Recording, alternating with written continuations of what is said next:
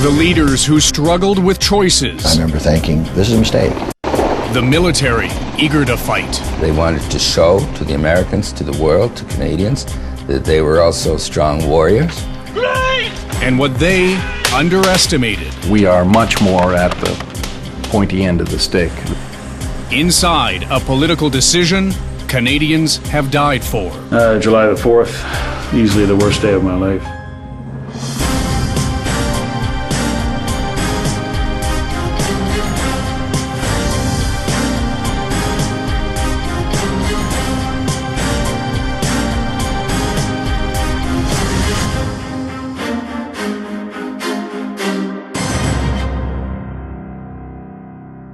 Well, like everybody, I certainly remember where I was. By the time the second plane struck, it was an attack. It wasn't a mistake. Also heard from the American press, the Pentagon was also the victim of some kind of collision. I had a macro thought, how's the world going to change? Collapse of two of the tallest buildings in the planet. In the end, it is not the words of your enemies that you remember. It is the silence of your friends. Mr. Ambassador, there will be no silence from Canada. There was a very deep Canadian emotion that we are with you on this, that we share more than just a continent. This is good versus evil. These are evildoers. They have no justification for their actions. But I think it's fair to say that the Canadian government at the time was, trying to figure out what to do. Do you see this, Prime Minister, do you see this then as an act of war? And when you talk about collective action, what do you see Canada's role being? We don't know. We are speculating at this time. The Americans themselves, they say we have to be patient. We have to be calm. There was a NATO meeting where they invoked Article 5 for the first time, which is an attack on one is an attack on all. Either you are with us or you are with the terrorists. I think we had an emotional sympathy. I think that would be the first emotion. On my orders, the United States military has begun strikes against Al-Qaeda terrorist training. And I think the second, more rational thought was, we better get our act together. On Friday evening, the United States asked Canada to make certain contributions as part of a multinational military coalition against international terrorism. I immediately instructed our Minister of National Defense to agree. Right, left, Yesterday, within days of September 11th, the Canadian government rushed to develop an Afghanistan policy. NATO quickly evoked its rare Article 5, which meant as an alliance member, we had to help. Given recent deployments of the Canadian military, the odds were strong the Canadian involvement would be early in, early out. Early in, early out makes perfect sense to many militaries. The problem is, it's easy to get in, it's not so easy to get out of a deployment. And in fact, we've had Canadian forces in Bosnia for close to 15 years. Nobody anticipated at the beginning that our forces would be in Bosnia that length of time. I think that was a doctrine that evolved when Art Eggleton was the defense minister. I think it was a concept that was more of a wish than a reality. But nevertheless, this was the first time that NATO members were actually obligated to participate in a collective defense action. Good evening. An important day to understand and one to pay attention to. A third of our naval warship fleet has been committed, along with planes and some special forces. Global National. From the East Coast, 3 frigates, a supply ship, and a destroyer equipped with Sea King helicopters are heading to the Persian Gulf and the Mediterranean. We've been told tonight that some Canadian soldiers from CFB Edmonton are already on their way to Afghanistan. A small advance force left early this morning. Canadian forces will, for the most part, play a support role. We're not going to be on the front line. Art Eggleton has been saying all day that maybe this is an early in, early out situation, and if we get there early enough, our families might be able to get back together. What we don't want to do is have a military commitment to a place which goes on and on and on forever and becomes something of a quagmire. And so we always want to have an exit strategy. And it was consistent with a view within the military leadership at that time that the Canadian forces were reaching a point of burnout. And when I first got into the Defense Department, one of the first things we heard was that Canadian forces need a break. The headquarters of the Canadian military is at 101 Colonel By Drive in Ottawa. It's known as NDHQ. This symmetrical, boxy structure has a north and a south tower. The north tower is filled almost entirely with civilian bureaucrats known as the suits. The south tower is exclusively the domain of Canada's military leaders, the uniforms. There's a logical tension between the civilian part of the Defense Department and the military part.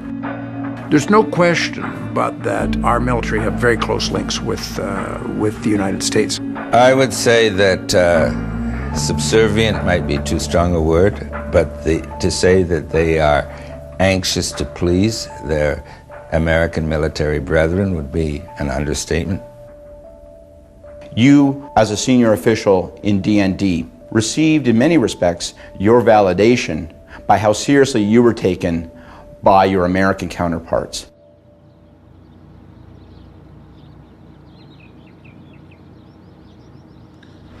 Say your, just for audio, your name and rank? Sure, Captain Matt Daw. Daw? How do you spell your last name? D-A-W-E. Okay. Yeah. That's pretty good. Good? Not bad. Fire this on. Sorry, man. Yeah, no worries. Just gonna throw myself out here. So how'd you guys sleep last night? Cool. Tell me, man. So what's happening right now is we've got our two platoons working together. Our platoon right now is providing security on the flanks for these guys as they're going through. So we're going to end up switching up the tasks as we go along. What's that? No, what was it? Someone approaching position. Which direction? King down. Okay. 112 is 126 signal.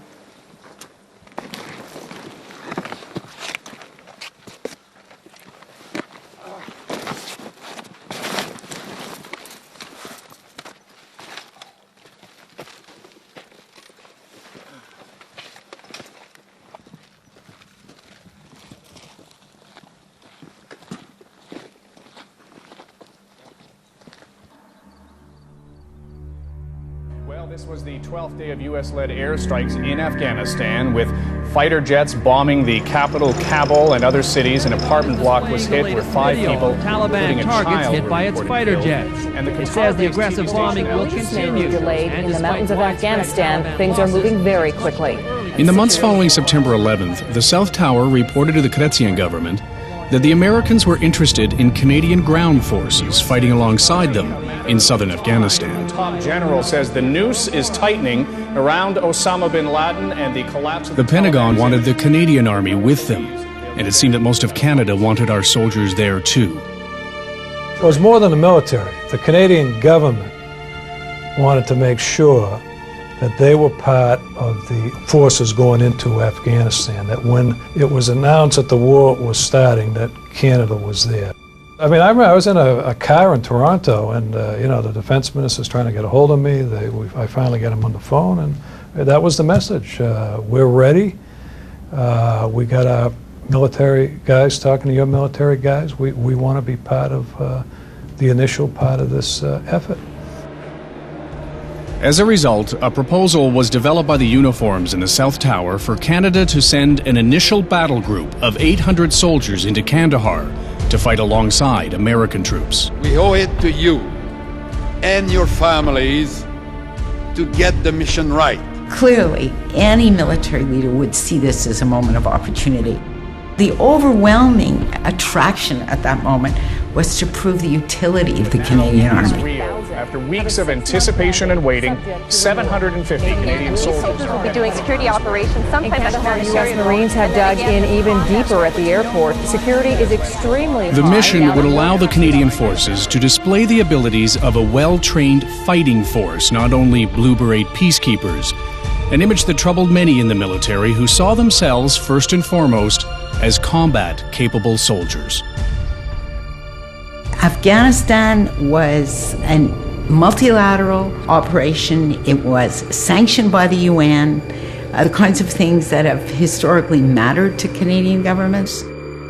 But it was not an open-ended contribution, especially with respect to the ground forces. 6 months in, 6 months out, neat, tidy, wrap a bow around the package. Early in, early out, it would work.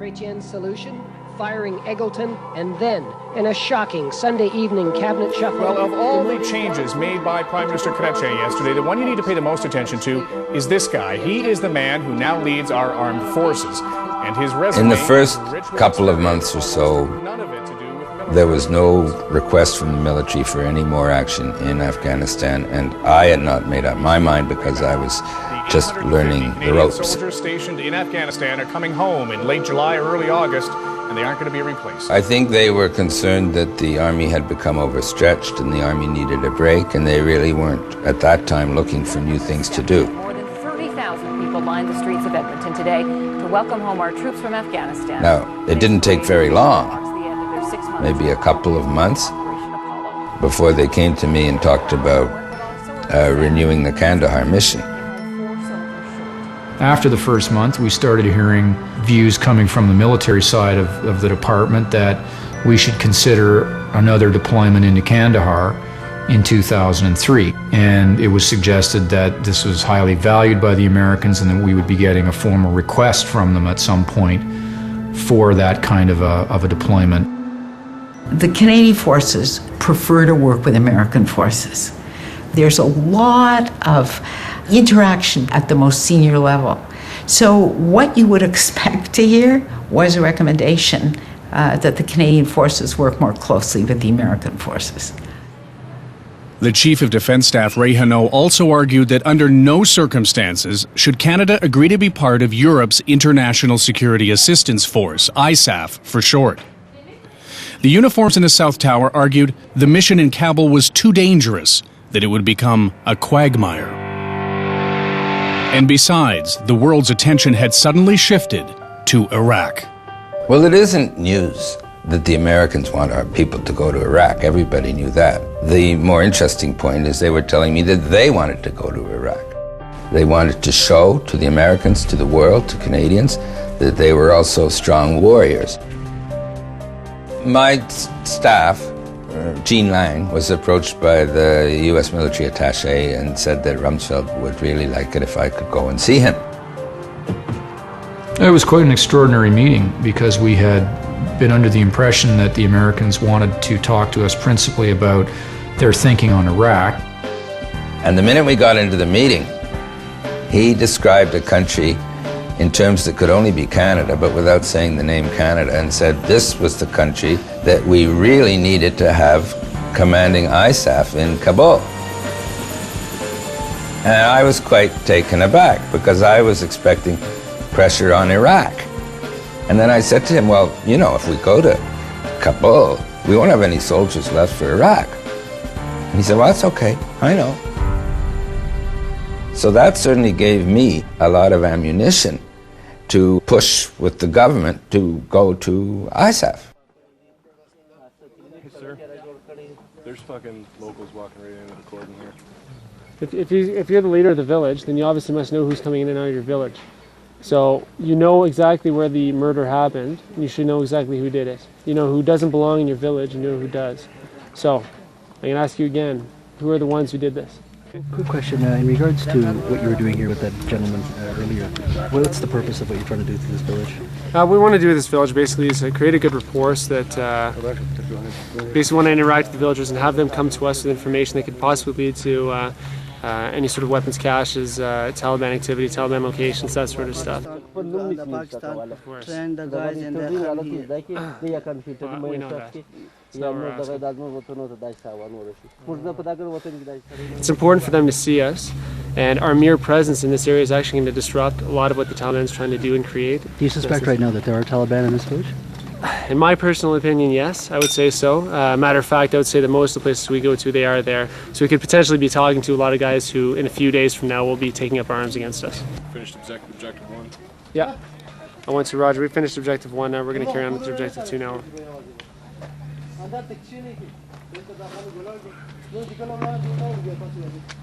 One to out. Okay, Andy, you can handle these. We wish we could tell you whether Canada will be part of whatever military action is taken against Iraq. The Americans are officially asking that question tonight. 5 weeks ago, the U.S. sent Canada a note asking what contributions we might make to a war effort. Now, you would expect that to top the agenda when Defense Minister spelling out Canada's official position on war against Iraq. The Canadian position is that on matters of peace and security, the international community must speak and act through the UN Security. I understood in my discussions that the concentration was to be in Afghanistan. Suddenly, the emphasis became Iraq. Dr. Blix will report again, and if the Security Council approved the beginning of the war... On March 17, 2003, officials in London sent an urgent request to Ottawa on behalf of Washington for a final answer on whether Canada would participate in the Iraq invasion. It was a kind of a surprise because the call came at the military level. We need an answer by noon. I said, if they want the answer by noon, of course they will have it. If military action proceeds without a new resolution of the Security Council, Canada will not participate. There was anger in Washington, D.C. that the Canadians decided not to support the war in Iraq. My guess is that Salucci was listening too much to the military hawks and not enough to the people around Jean Chrétien. With Canada's rejection of the Iraq invasion put to rest, the uniforms in the South Tower turned to the major military task at hand, making the commitment to Afghanistan and ISAF a reality. The problem is we didn't have enough boots on the ground. We didn't have enough soldiers. And the countries of NATO were not willing to cough up enough soldiers for a conventional effort. So the concept of provincial reconstruction team was born. Partly reconstruction, partly humanitarian aid, and partly military defense if the Taliban were to attack. We saw making a commitment to a provincial reconstruction team at the end of our one-year lead assignment in ISAF as a way of gracefully getting out of that commitment. What no one realized at the time was that far from being an exit strategy out of Afghanistan, the provincial reconstruction team would lead Canadian forces deeper and deeper into the most dangerous part of the country, a path that would cost many more Canadian lives, as is revealed next.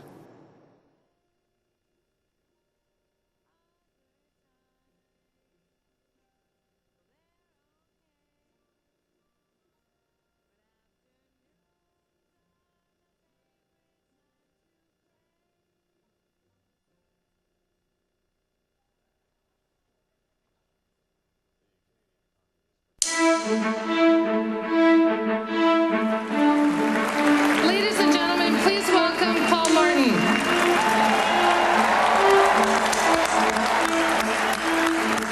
Paul Martin succeeded Jean Chrétien as Prime Minister in 2004. An election a few months later left Canada with an unstable minority government, and the Afghan mission in Kabul was winding down. When I first became Prime Minister, one of the first meetings I had was in fact with the Secretary General of NATO. We were in Kabul, our troops were there, those decisions had been taken, we had performed very well, but we were due for rotation. And rotation, if you're going to protect your men and your women, is very, very important. Afghanistan was a commitment that was made under Prime Minister Chrétien. So from that perspective, it wasn't a priority for him. He had a strong desire to reestablish Canada's role in the world as a significant player, but he didn't see Afghanistan as the operation or the region in which to reestablish that role. The word he used over and over again was transformational. He wanted big, bold, daring policies which would restore Canada to the role it had once played in the world. We were having some problems articulating exactly how to frame Canada's new defense posture. And we felt we needed visionary leadership in the forces to chart a new course in defense policy and for the Canadian forces, and Hilliard was the obvious choice. Standing on the dais, General Rick Hilliard could barely see his troops. So, throwing away military protocol, he ordered them to break ranks and move closer. We're going to move the parade a little in closer. I'd like to be able to see those soldiers' faces in the rear.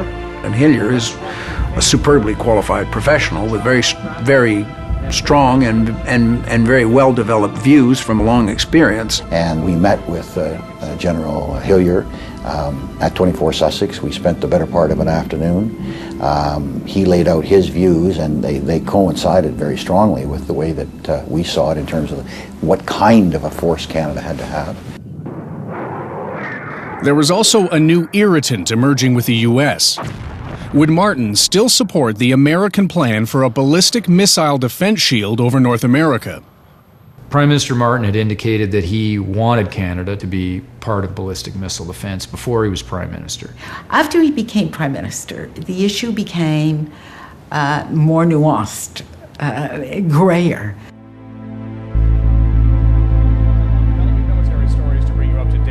Ottawa has agreed to talk to U.S. Pentagon planners about a proposed new missile defense. The defense of North America is also the defense of Canada. The Prime Minister was promising the Americans a stronger security perimeter and dropping broad hints of participation in a continental missile defense system, as well as pledging to do more. We probably won't make much of a contribution because the U.S. is already building the radar stations and I personally regarded it more of a political matter than a genuine defense of North America matter. From Martin on the issue of missile defense. However, the Liberals certainly seem to be leaning in the direction of supporting that. We were saying to the Canadians, we want you at the table. We're not asking you for money. We're not asking you for siting. But because of our long-standing relationship in the North American Aerospace Defense Command, we think that Canada should be at the table. The Economist labels the PM Mr. Dithers. It's the kind of killer line that can stick to a politician. Leaders gathered here to read how Canada's PM lacks clear direction. People said, well, how can we say no on Iraq and no on BMD? We're accumulating no's to, the answer no on a series of issues to our friend and neighbor, and at some point that's got to add up. I did not believe participation in BMD was essential for us. But I'll tell you, it was tough slogging internally, because the overweening view was, you guys are making a hell of a mistake. You have no idea how much this is going to upset the White House. This is going to send some kind of signal. Canada will not take part in the proposed ballistic missile system. With Canadian troops taking the fight deeper into Taliban territory, the risks were bound to increase. Tonight, 6 more Canadian families know they've lost someone most precious to them. July the 4th, easily the worst day of my life. Started out like most others. I was sitting right here in this chair.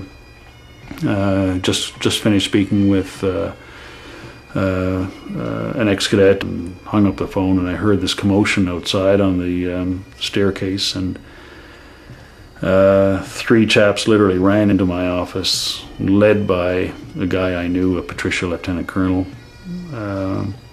and I stood to meet him with a smile. I remember I was smiling, he wasn't smiling, and I didn't compute right away, and he blurted out, "We lost Matt this morning."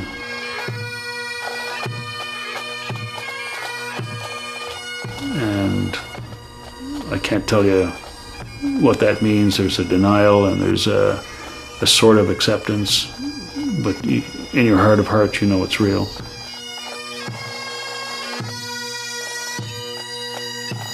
And the absolute feeling of anguish and despair just came over me, and I remember roaring something, couldn't tell you what. And I hit that cabinet behind me to the point I thought I'd broken my hand, and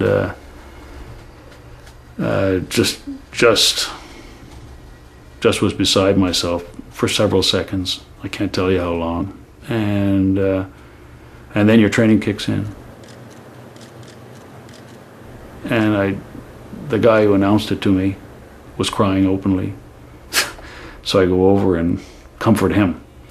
At about the same time, an old friend of mine, another Patricia, was in the doorway, and he came over to grab me. Followed immediately by two of my sons, Peter and James, who had come back from Ottawa as fast as they could, and everybody converged here. So then I asked, well, who knows? Well, Mom doesn't know. So Mom's got to be told. So we jump in our cars, and it's all a blur, but we ended up in front of her and in her office, and she's happy to see us, but then she knows something is amiss, and my son, who's behind me, says, Mom, we lost Matt this morning. And there was a recurrent you can imagine. friendly competition among the boys to determine who Mom loved the most. Well, today, my dear little Matt, but only for today, I will allow you to be the favorite son. Je t'aime, Matt.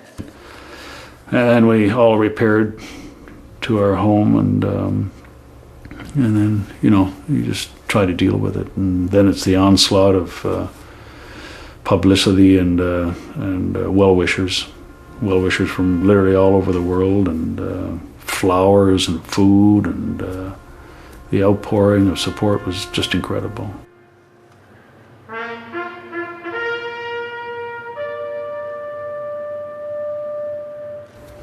Yeah, that was the 4th of July. Yeah.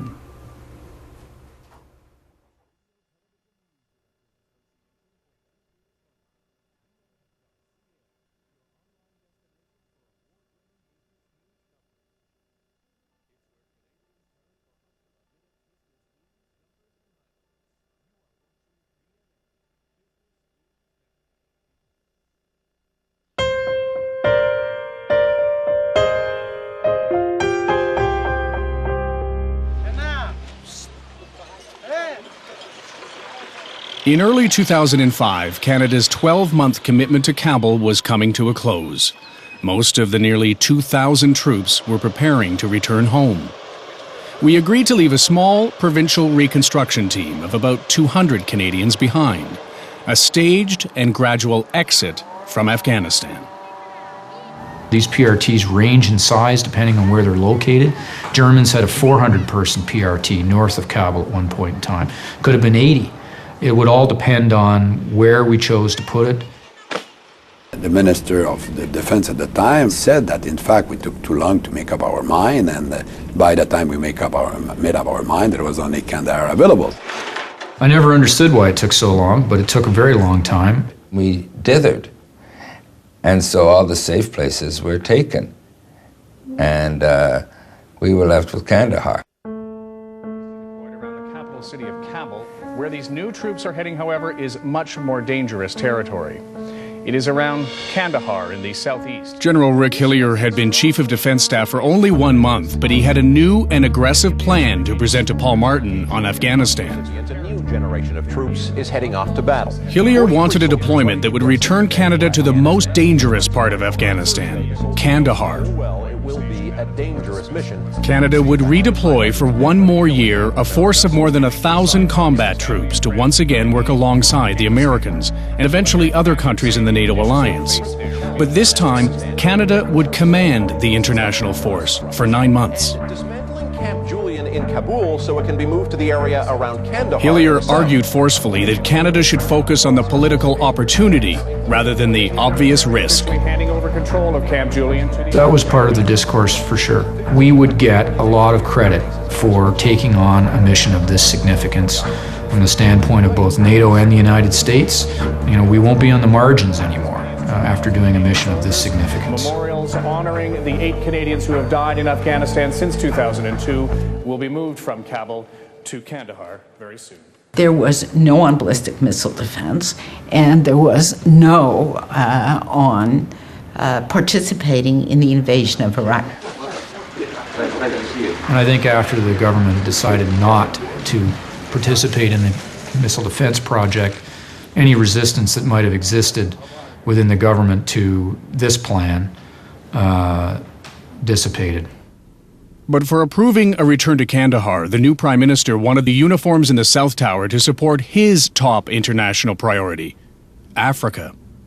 I said that I wanted Canada to lead in Darfur. He calls the Chief of Defense Staff in and says, from a foreign policy perspective, I'm the policy leader of the country, you're the military leader. I want to know that we can, as a country and as a nation, play a role, not just where we've already obliged ourselves to play in Afghanistan, but I believe that a place like Darfur, where, you know, millions of people have died, where we can make a difference, I want to know that we can go in there and help make peace happen there. And if we're going to go into Afghanistan, and I understand we made that commitment, then I want a commitment from you that we can do both. And he explicitly sat across the table from General Hillier and said, I will do this if you tell me that we can respond and that we will have the capacity to respond in these areas. General Hillier said yes. Very important. This is a dangerous mission. Kandahar is not Kabul. We have responsibilities to, one, fight terrorism, ramp up their presence in Afghanistan. In February, 1,300 soldiers will be patrolling the Kandahar region. It's a mistake to think that General Hillier imposed his decisions in any way on the Prime Minister. The Prime Minister was looking for a transformational leader. The other thing was that I said, we'll go in for a year. The Prime Minister received the following brief from the military. This is a combat mission. This is a dangerous mission. This is a 12-month mission. And it is entirely likely that we will suffer casualties. Of precisely the nature our defense minister told Canadians to expect. Several of our soldiers have been hurt in a targeted attack. I wanted to establish right off the bat that we would go in for a year. I knew darn well that there would probably be a spillover and that it would take part of the second year for us to pull out. That's been the history. But I was not going to commit for more than that because I wanted that ability to rotate our troops out. The brief was not, this is an open-ended mission. We will be in the South indefinitely, and it will be effectively a war. The families of Injured Corporal Jeff Bailey and Master Corporal Paul Franklin boarding aircraft in Edmonton today for the flight to Germany. That's where their loved ones are being treated for very serious wounds suffered in a suicide bombing. A little earlier today, the body of the Canadian diplomat killed in Sunday's deadly attack, Chief Foreign Affairs Officer Glenn. It was a coherent part of Canada's foreign policy to try and help stabilize the world. It's a United Nations mission that was authorized by the United Nations, where NATO is a key part of it. It was made complete sense. When we entered the South, the strength of the counterinsurgency, its vitality, was not appreciated at that time. And these aren't just political weasel words. I mean, the military did not understand. I am convinced that Rick Hillier, I'm convinced that the American military and the NATO leaders did not understand the gathering strength of the counterinsurgency. So we signed on to a combat mission for 12 months, and we ended up in a war. Hello and thank you for joining us. Every election creates an altered political landscape, and as we look out across Canada tonight, we see a new governing party with representation. In the next 10 to 14 days, Paul Martin will have to vacate 24 Sussex Drive, and Stephen Harper will step in as Canada's next Prime Minister. Upbeat, as you can but imagine. Mr. Harper's in for a busy Once again, time. thank all of you for your efforts. I know a lot of you are going to be with us now in the next few months and years as we start rebuilding this great country of ours. Thank you very much.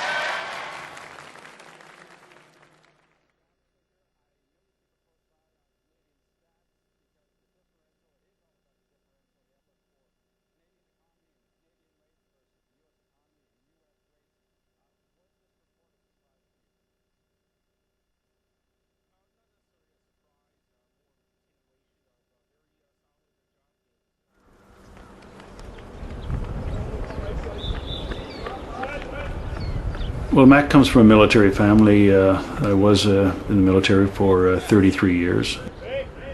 My four sons, Peter, Philip, James and Matt all joined the military. Matt had an interesting affair. He had 3 older brothers, all of whom were doing well by every standard, and Matt always thought that he had to try harder to A, impress them, and B, to keep up. We are on the memorial staircase, and these are all people who have died in operations.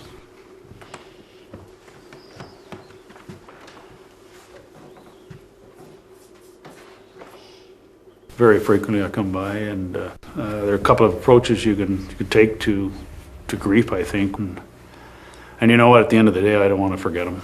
And so the price I pay is that it hurts, I bleed. But you know, that's my style, and I won't change. Yep. And it was very interesting to see on a clip of Matt in Afghanistan that played on TV, and I hadn't seen it before. When we first met Matt Daw, he was leading his troops through Mushan village in Kandahar province. It was on patrols like this he felt he was making a difference. And I watched my 3 sons watch him, thinking, wow. And I think they were all sort of thinking that he was as good, if not better, than any of them. And it was quite a thing to see. So as the younger brother, I think they think that they didn't take him quite as serious as they needed to. But you know what? That's life. And he came through anyway, big time. Thank you for joining us. On the same day, MPs are debating a proposed 2-year extension of Canada's mission in Afghanistan. He wants to extend the mission by 2 years. That announcement came just before MPs began debating whether to keep our troops in Afghanistan for 2 more years. You don't commit like that without having some assurance of an exit plan. If you fail to say to NATO, we will be gone, then you create no incentive, no demand within NATO to begin to line up alternative troops. By the smallest of margins, MPs voted to support his proposal. I remember thinking, this is a mistake. This is not a question of cutting and running. Look, I think the Harper government is ideologically quite close to George W. Bush in these matters. So I think their own thinking, the persuasion of General Hillier, their desire to please the Americans, all of those things would have come together to make Harper want to extend the mission. Soldiers have been shot and wounded in one of the biggest gun battles. Initially, the operation encountered little resistance, but tonight a deadly turn of events for our troops. We're in the process of regrouping when we were caught off guard by a suicide bomber Fierce riding Afghan a fighters and bicycle. rough terrain have made it a tricky place to prevail. While no one is talking defeat tonight, it is now clear the Taliban threat is much stronger than our military planners knew as well. 37 Canadian soldiers have died since the mission began.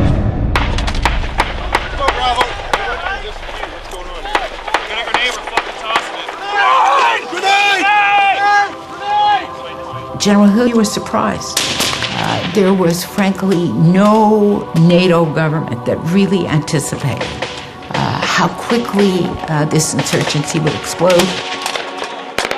But bear in mind, when we first went there, there was nothing like the intensity of the combat that there is today. There was nothing like, if I could call, the Iraqization of the mission by the use of IEDs. Okay! Launch your flag! I was pretty shocked at how quickly the casualties mounted. Kev, get down here! I don't think that they expected that they would be involved in a grinding, day in, day out insurgency. Almost as soon as it hit the ground, we saw casualties. Hey, get behind something now. We got airburst 200 meters from. Here it comes.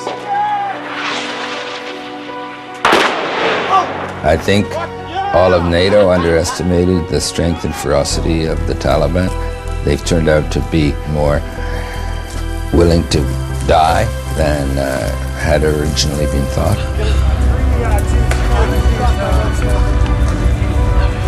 We all, I think, frankly, I think even Hillier had a sense that what we were going to do in Afghanistan was a certain kind of thing, and what we've ended up doing is quite a bit different. We are much more at the pointy end of the stick. It's gonna be closer! Wait down! Wait out! Get down under cover!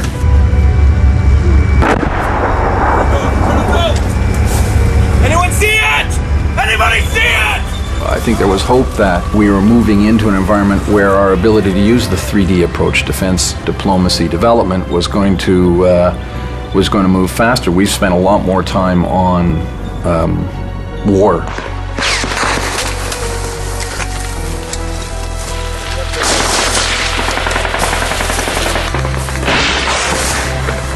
Yeah, that was an RPG. These are not decisions which are taken lightly.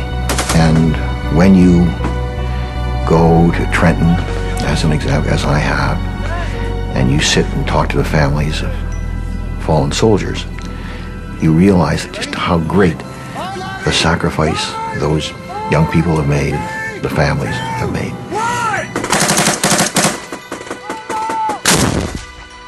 And does that keep you awake at night? It sure does.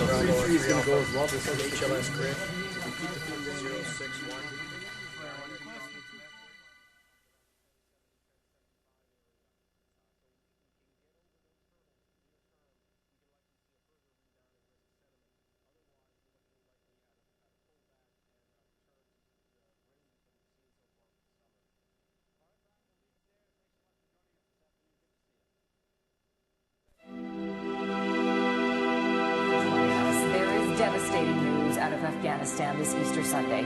The Canadian military has suffered its worst single-day loss since our troops entered the country 5 years ago. In an explosion west of Kandahar, 6 Canadian soldiers were killed after their vehicle was hit by a large explosive device. 20-year-old Private Kevin Kennedy from Newfoundland. 20-year-old Private David Greenslade of St. John, New Brunswick. Corporal Aaron Williams, 23, from Lincoln, New Brunswick. Corporal Chris Stanix of Dartmouth, Nova Scotia. Sergeant Donald Lucas, 31, of Burton, New Brunswick. And today, confirmation the 6th soldier was Corporal Brent Pollan. This is the story of Canada going to war by incremental steps without ever fully realizing. With yesterday's killing of 2 more Canadian soldiers, bringing the total of fallen to 53, Canada is now second only to America. Canada dug itself gradually deeper and deeper into Afghanistan. It was a series of ad hoc decisions, largely, that were taken at particular points in time to deal with particular events at those points in time. 55th Canadian soldier killed in We did a 6-month deployment, early in, early out. For Corporal Matthew McCulley. We did a year-long assignment in Cub. 57th Canadian. We then committed first for a year in Kandahar, Daryl Caswell and then extended again for 2 years. Corporal Stephen Bouza and Private Joel Weeb. Sergeant Christos Karagan. There's nothing more serious that a government can do than to send its own citizens to a place where a good number of them potentially will die. Captain Jefferson Francis, Captain Matthew Daw, Master Corporal Colin Basin, Corporal Cole Barton. This is Terra Nova for Corporal Canada. Jordan Anderson. This is new ground. Private Lane Walker. We have never done anything like this before, and our institutions have to catch up now to our policy decisions. Officer Mario Mercier and Master Corporal Christian Duchesne. That's the big debate that has to happen in Ottawa. Corporal Nathan Hornsberg's body was carried into a Canadian aircraft. Given what's at stake, both for our troops and for the Afghan people, we also want the debate to be as nonpartisan as possible. To that end, today I am pleased to announce the formation of an independent panel of eminent Canadians, chaired by the Honourable John Manley. I've asked the panel to examine 4 main options for the future of the Afghanistan mission. Option 1 is to continue training the Afghan army and police. Option 2 is to focus on reconstruction in Kandahar. Option 3 is to shift Canadian security and reconstruction efforts to another region of Afghanistan. And option 4 is to withdraw all Canadian military forces after February 2009. We look forward to receiving your report by the end of February 2008. Once again, on behalf of the government and all Canadians, thank you for your willingness to serve.